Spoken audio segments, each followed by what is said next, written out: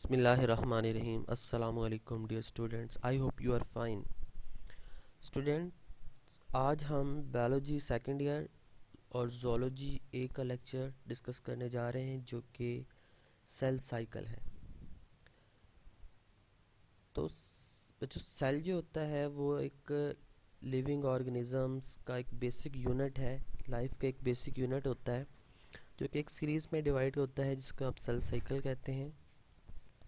सो cell cycle की अगर हम डेफिनेशन देखें तो ये बनता है कि the sequence of change in a cell involve period of growth, replication of DNA followed by cell division.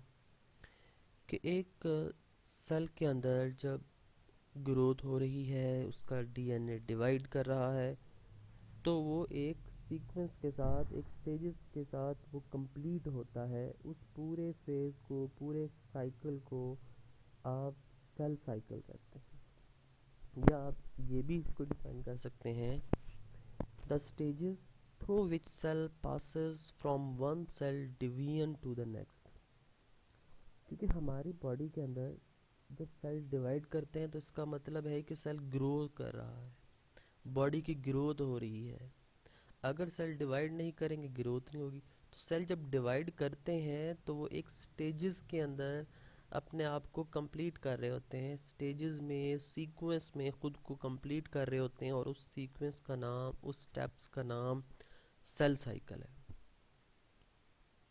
ठीक है, तो आप इसे ऐसे भी डिफाइन कर सकते हैं, the period from the time a cell is produced until it completes mitosis. कि आपका सेल की एक लिमिट होती है। 300 टाइप्स के जो सेल हैं आपकी बॉडी में, उनकी एक लिमिट होती है, और वो अपनी लिमिट तक रहते हैं, ज़िंदा रहते हैं, फिर वो डिवाइड होते रहते हैं, नए सेल बन जाते हैं। तो वो cell cycle, cell division. Cell division is the process in which one cell broken down and becomes two cell through growth and repair. कि जब सेल डिवाइड करता है तो वो दो हिस्सों में तकसीम होता है, और उससे जो दो नए सेल बनते हैं, इस तरह फिर आगे फर्दर डिवाइड होगा, फिर फर्दर डिवाइड होगा। अब इसके अंदर क्रोमोसोम्स भी होते हैं। क्रोमोसोम्स क्या हैं? क्रोमोसोम एक स्ट्रक्चर है जिसके ऊपर डीएनए रैप्ड होता है। फॉर एग्जांपल हमारे, अगर हम ह्यूमन की बात करें तो ह्यूमन के पास 46 क्रोमोसोम्स हैं, लेकिन उसके अंदर जो सेक्स क्रोमोसोम होते हैं वो पेयर की फॉर्म में होंगे। फीमेल के अंदर है XX और मेल के अंदर है XY। जब ये आपस में डिवाइड हो रहे होंगे तब आप देख सकते हैं कि ये मेल के जो गैमीट्स है एक्स और वाई, दो गैमीट्स बन गए हैं, एक्स एंड वाई। इधर फीमेल के एक्स एंड एक्स, जब ये आपस में मिलते हैं तो ये X X, X Y, X X और एक्स वाई बन रहा है। तो बात करने का ये मकसद है कि जो सेल्स होंगे जब वो डिवाइड करते हैं तो वो माइटोटिकली भी डिवाइड कर रहे होते हैं, मियोटिकली भी डिवाइड कर रहे होते हैं। तो वो किस तरह से करते हैं? तीन तरह से डिवाइड हो रही होती है, डिवीजन हो रही होती है, binary fission, mitosis, meiosis. Binary fission prokaryotes के अंदर होती है। क्यों? क्योंकि वहाँ पे प्रोमिनेंट न्यूक्लियस नहीं है। जब प्रोमिनेंट न्यूक्लियस नहीं होगा तो वहाँ पे बाइनरी फिजन का प्रोसेस होगा, एक सेल दो हिस्सों में तकसीम हो जाएगा, दो फर्दर सब डिवीजन्स के अंदर डिवाइड हो जाता है। जबकि माइटोसिस की बात करें तो माइटोसिस में जो डॉटर सेल्स बनती हैं उनमें क्रोमोसोम्स सिमिलर आते हैं जो उसके पेरेंट सेल्स के होते हैं। यूक्रियोटिक सेल्स के अंदर होती है, लाइक एनिमल्स के अंदर माइटोसिस का प्रोसेस होगा। ह्यूमंस के अंदर भी माइटोसिस होती है, स्किन के अंदर, सोमैटिक सेल्स के अंदर। मियोसिस जर्म सेल्स के अंदर होगी। इसमें जो क्रोमोसोम्स होते हैं वो हाफ हो जाते हैं। फॉर एग्जांपल 23 क्रोमोसोम्स हैं, 26 क्रोमोसोम्स है, तो जब वो पेरेंट डॉटर सेल्स के अंदर जाएंगे तो 23 होके जाएंगे। तो इसकी जो आगे हम फेसेस हैं, जो सेल साइकिल की फेजेस हैं, उसको आगे डिस्क्राइब करने जा रहे हैं। दो होती हैं, याद रखिएगा, इंटरफेज और M phase. M phase mitotic phase होती है। इंटरफेज को आप कहते हैं प्रीपरेटरी फेज, जिसमें प्रीपरेशन होती है। जिसमें सेल खुद को प्रिपेयर कर रहा होता है। आप इंटरफेस को नॉन डिवाइडिंग फेज भी कह सकते हैं, क्योंकि इसमें सेल डिवाइड नहीं करता, सिर्फ और सिर्फ सेल क्या करता है, खुद को बढ़ा रहा होता है, खुद को नरिशमेंट कर रहा होता है, खुद की ग्रोथ कर रहा होता है। इंटरफेस के आगे कुछ फेजेस हैं, स्टेप्स हैं, उसके आगे टाइप्स हैं। G1 फेज, जिसको आप ग्रोथ फेज भी कहते हैं, इसमें ग्रोथ हो रही होती है, सेल जो है वो अपना फंक्शन जो है वो नॉर्मल परफॉर्म कर रहा होता है। सेकंड, इसके अंदर S फेज आ जाती है, फिर G2 फेज आ जाती हैं, और जबकि M फेज, जिसको आप माइटोटिक फेज कहते हैं। यहाँ पे आप देख सकते हैं कि इंटरफेज में सेल खुद को प्रिपेयर कर रहा है, उसकी ऑर्गेनेलिज बन रही हैं, उसमें प्रोटीन्स फॉर्मेशन हो रही है, उसमें डिफरेंट एंजाइम्स बन रहे हैं, डिफरेंट चीज़ें बन रही हैं, और फिर वो जाता है माइटोसिस के अंदर। माइटोसिस ने इस फेज़ के अंदर अब सेल डिवाइड करेगा। क्यों? क्योंकि वो खुद को तैयार कर चुका है।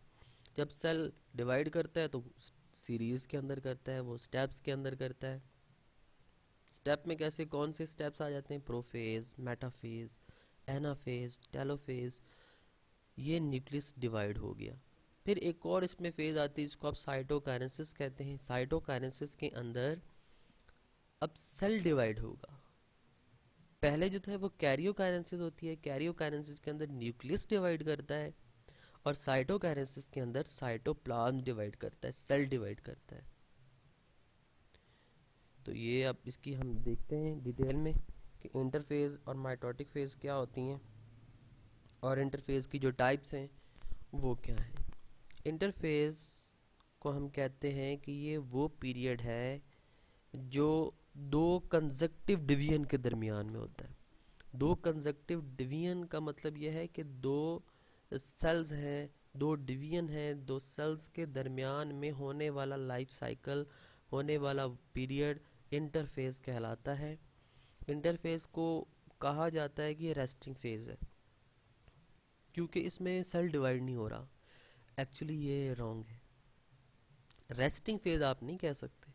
रेस्टिंग फेज तो वो होता है जिसमें मुकम्मल तौर पर रेस्ट में हो गया है और वो एक्टिविटीज़ नहीं कर रहा, बट यहाँ पे तो बायोकेमिकल एक्टिविटीज़ हो रही हैं, यहाँ पे तो केमिकल एक्शन रिएक्शंस हो रहे हैं, यहाँ पे तो सेल अपने आप को प्रिपेयर कर रहा है, सेल साइज में खुद को इंक्रीज कर रहा है।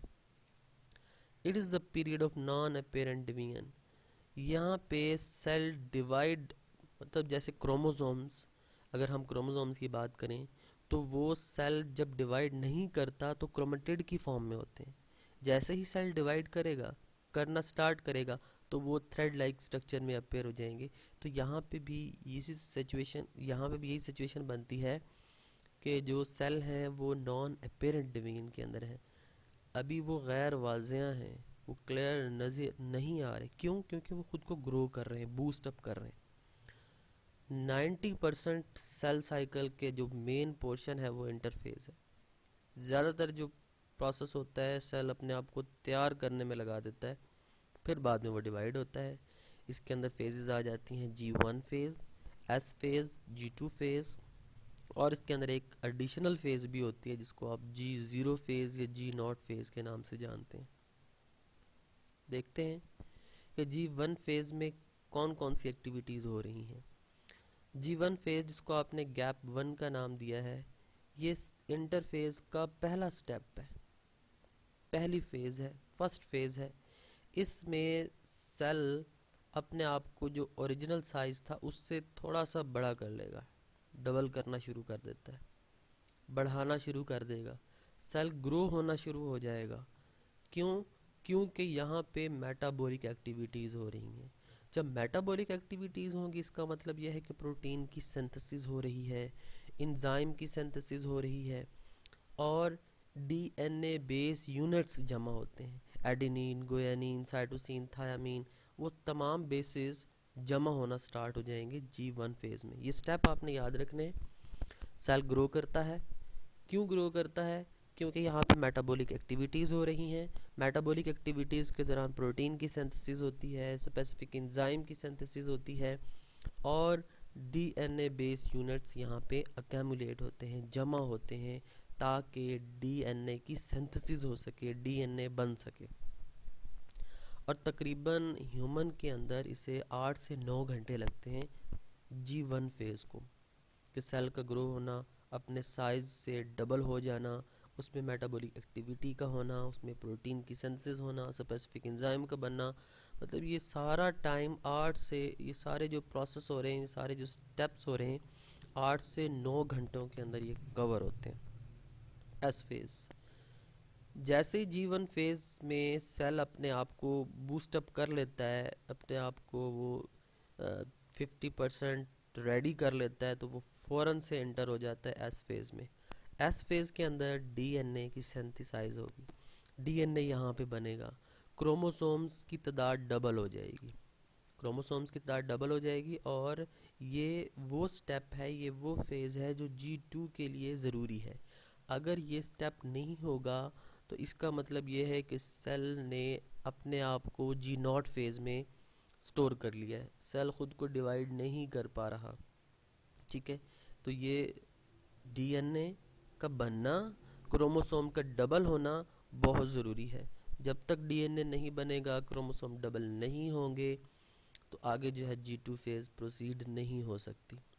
और इसके लिए तकरीबन 10 घंटे चाहिए ह्यूमन के अंदर। थर्ड फेज़ आती है जी G2 फेज़, इसे आप गैप 2 फेज़ भी कहते हैं। इसमें अब सेल जो है वो ऑलमोस्ट प्रिपेयर हो चुका है, तैयार हो गया है, इसमें एनर्जी स्टोर हो गई है। क्यों? क्योंकि जब सेल डिवाइड कर रहा होता है तो क्रोमोसोम्स जो हैं वो अपने दोनों पोल की जानिब मूव करके जाते हैं, तो उस क्रोमोसोम्स की मूवमेंट के लिए एनर्जी दरकार होती है, तो एनर्जी पहले से अब स्टोर हो चुकी है। आरएनए और माइक्रोट्यूब्यूल्स यूनिट जो हैं वो भी सिंथेसाइज्ड हो गए हैं, ताकि आगे सेल जो है वो डिवाइड होने के लिए कोई और किसी किस्म का मसला ना दरकार हो, उसके लिए प्रॉब्लम इशू ना बने। स्पेसिफिक प्रोटीन्स बनती हैं, इसमें एंजाइम सिंथेसाइज होते हैं ताकि इसको वो फर्दर बूस्ट अप कर सकें। अब इस फेज़ के अंदर G2 फेज़ में सेल ने खुद को मुकम्मल तौर पे तैयार कर लिया है, मुकम्मल तौर पे यहाँ पे सेल जो है वो रेडी हो चुका है। और इस फेज़ के लिए तकरीबन इसे 4 से 5 घंटे लगते हैं, 4 से 5 घंटों में ये G2 फेज़ जो है वो कंप्लीट हो गई है। और एक और बात याद रखिएगा, G2 फेज़ जो है वो मियोसिस में नहीं होती। ठीक है, जब हम माइटोसिस और मियोसिस को डिटेल में डिस्कस करेंगे तो ये सारे पॉइंट्स, ये वाला जो पॉइंट है ये आपको क्लियर हो जाएगा। G0 फेज़, जिसको आप एडिशनल फेज़ कहते हैं, जिसे आप नॉन डिवाइडिंग फेज़ कहते हैं, जिसे आप डिफरेंशिएटेड स्टेट कहते हैं, ये ह्यूमन के अंदर आमतौर पे पाई जाती है। कौन कौन से सेल्स के अंदर? लिवर सेल में, नर्व सेल होते हैं और मसल सेल्स, इन सेल के अंदर ही पाई जाती है। लेकिन जो लिवर सेल है ये तो थोड़े टाइम के लिए, थोड़े टाइम के लिए आपके G0 फेज़ में जाएगा, और जैसे ही उसको पता चलेगा कि सूरत हाल जो है वो नॉर्मल हो गई है या लिवर के सेल जो हैं वो डैमेज हो गए हैं, तो वो दोबारा बैक जो है अपने उसी साइकिल के अंदर मूव कर जाता है, उसी मूवमेंट में आ जाता है। जी आप देख सकते हैं G1 फेज़ से डायरेक्ट ये G0 फेज़ में आ गया। क्योंकि अब कुछ सेल जो है वो डिवाइड नहीं करना चाह रहे, बस एक लाइफ में एक बार डिवाइड होते हैं, उसके बाद डिवाइड नहीं होंगे। और फिर ये एस फेज़ में जाते हैं, डीएनए की सिंथेसिस होती है, क्रोमोसोम डबल होते हैं, देन G2 फेज़ में और एम फेज़ के अंदर जाते हैं। तो एम फेज़ के बारे में डिस्कस कर लेते हैं कि एम फेज़, इसको आप माइटोटिक फेज़ कहते हैं। इसके अंदर माइटोसिस का प्रोसेस होता है, इसमें साइटोकाइनेसिस होती है। माइटोसिस के हमने स्टेप डिस्कस किए थे। साइटोकाइनेसिस डिवीजन ऑफ साइटोप्लाज्म होती है।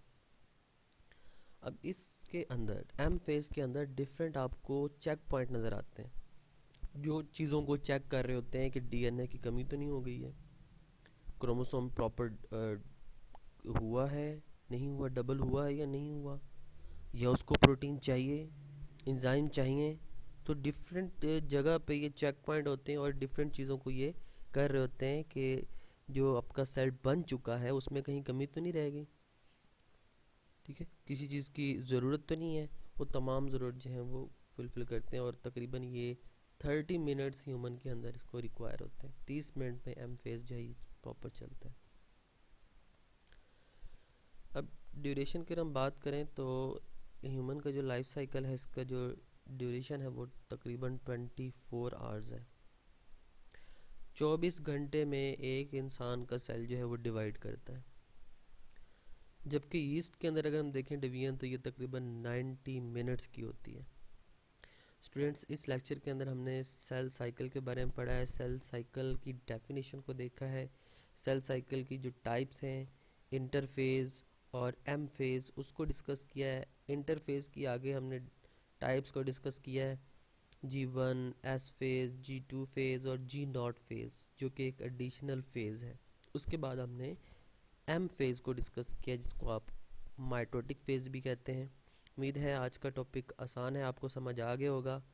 ओके, मिलते हैं नेक्स्ट लेक्चर में। अल्लाह हाफिज़, फ़ी अमान अल्लाह।